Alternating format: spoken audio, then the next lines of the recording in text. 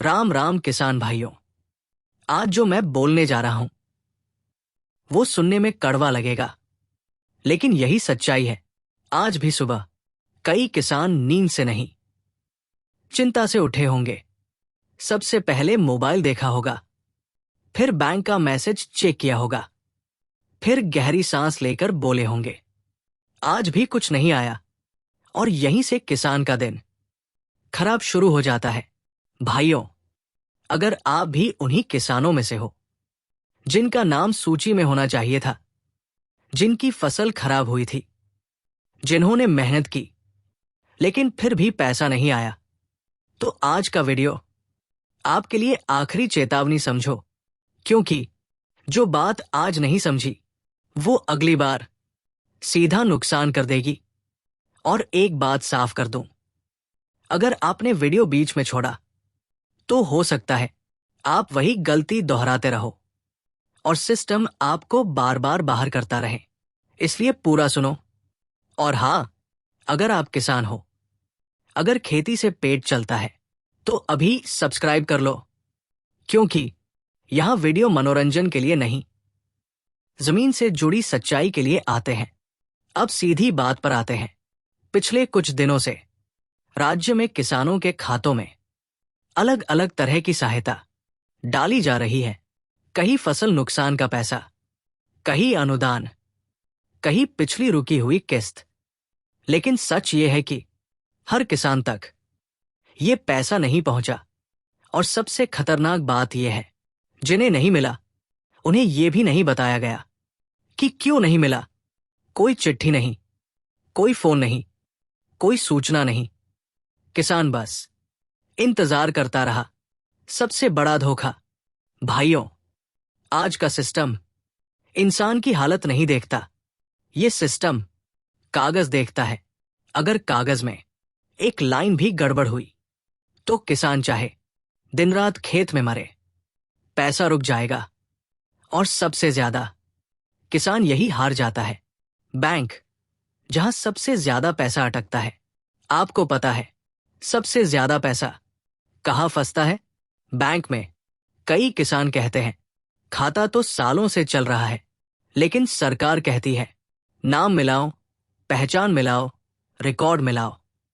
नाम में एक अक्षर आगे पीछे, पिता के नाम में फर्क या उपनाम अलग, और पैसा अटक। बैंक वाला कहेगा सब सही है, लेकिन सिस्टम कहेगा रिकॉर्ड मेल नहीं खा रहा। और किसान दोनों के बीच घिसता रहेगा।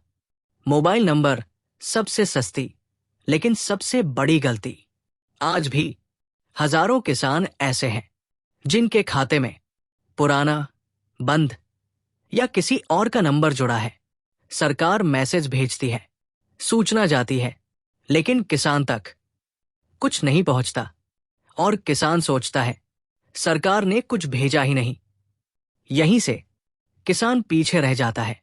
फसल खराब हुई लेकिन लिखी नहीं गई। ये बात सुनकर आपको गुस्सा आएगा। कई गांवों में फसल पूरी तरह खराब हुई। पटवारी आया, खेत देखा, सिर हिलाया और चला गया, लेकिन रिपोर्ट में नाम नहीं चढ़ा। क्यों? क्योंकि किसान ने लिखित में शिकायत नहीं दी, किसान ने दोबारा पूछताछ नहीं की, किसान ने दबाव नहीं बनाया।